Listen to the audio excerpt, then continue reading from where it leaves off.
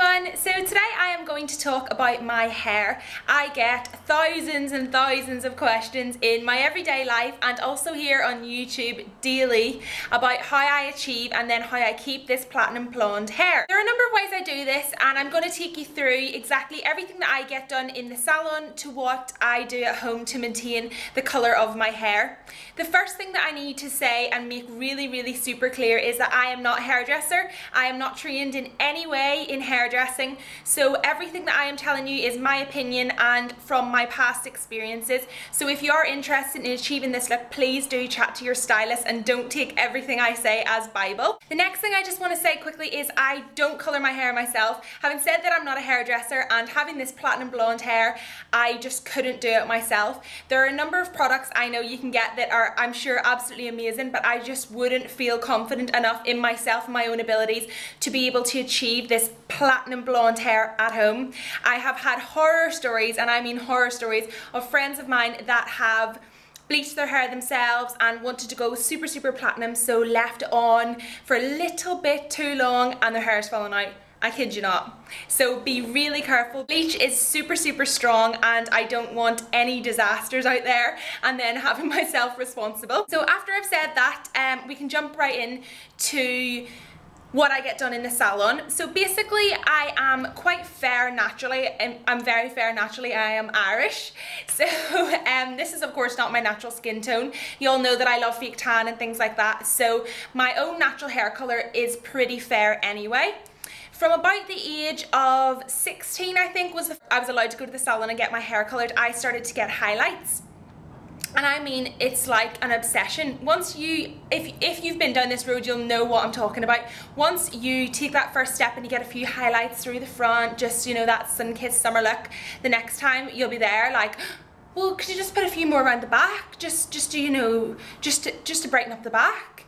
And then the next time it'll be, well, just put a few more through, put more through, more. And that's literally how I got, like, I need more highlights. I'm sure you all know, anyone that gets highlights knows that they are super expensive. And I mean, you could pay well over 100, 200 pounds just for your highlights. So it is really costly. The good thing about getting highlights is your roots aren't as obvious as it's sort of every, as I said, I'm not a hairdresser, but it's every other one that you get the colour applied to. I've been doing this for quite a while. I needed my fix big time, so I needed to go for all over colour. So that was what I did. I went for an all over blonde colour and I felt dull as dishwater. I just felt not like my normal self, not blonde enough, not like, and I would even say now that I don't even feel that blonde. And everyone said, like, I go into the hairdressers and I'm like, oh, is this still the lightest we can go? I mean, do you not think we can? And she's like, no, this is the lightest you can get.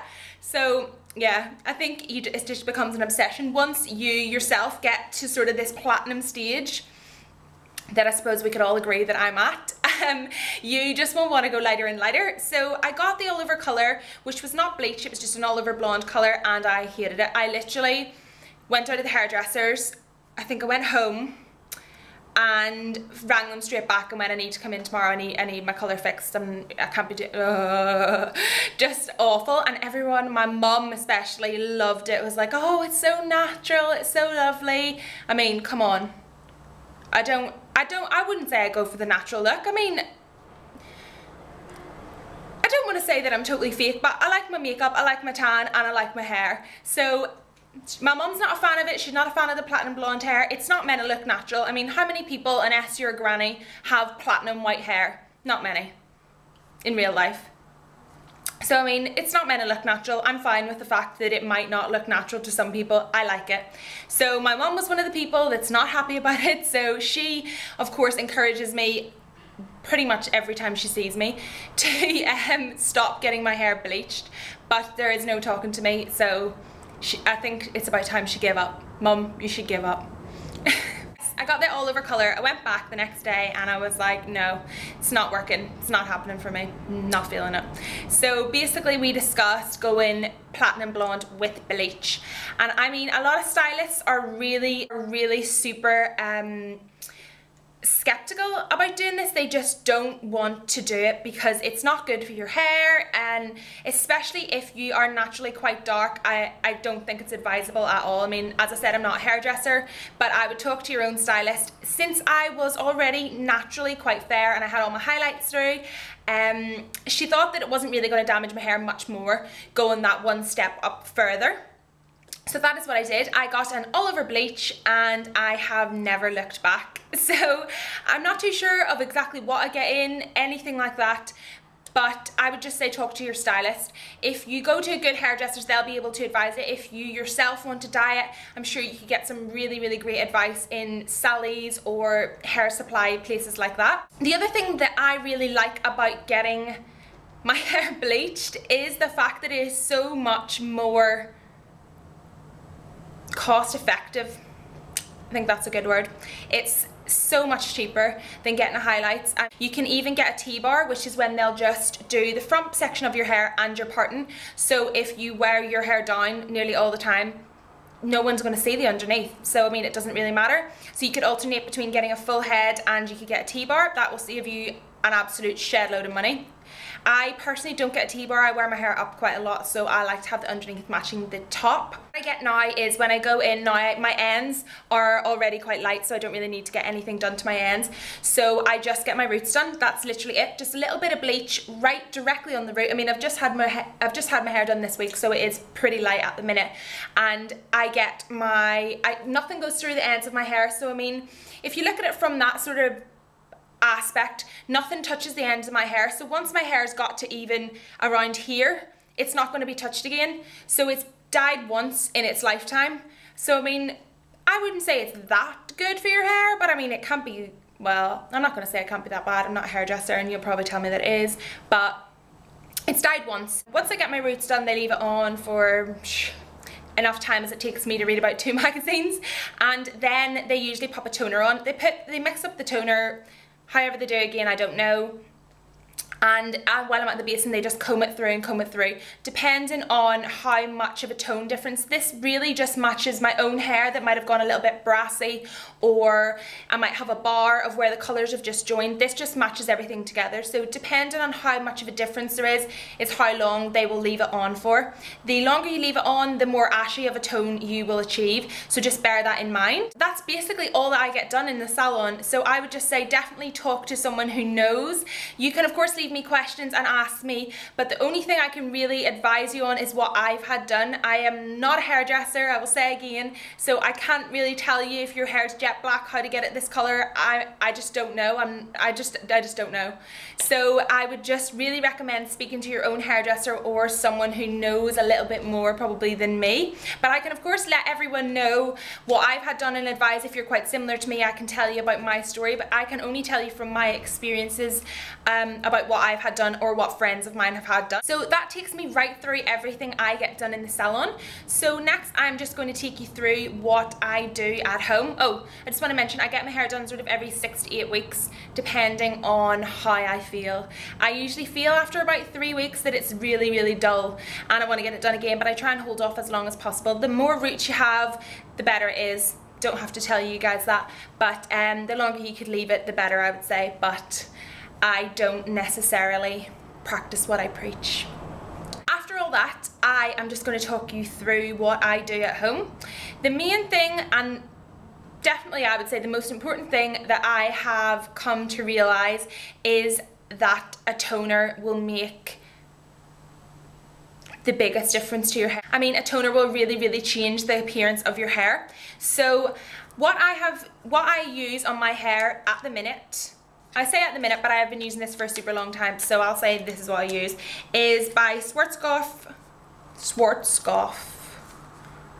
Professional, and this is the Colour Save Silver Shampoo.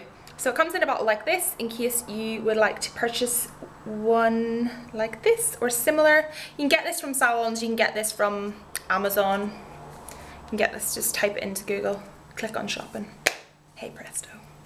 Okay, so that is the colour.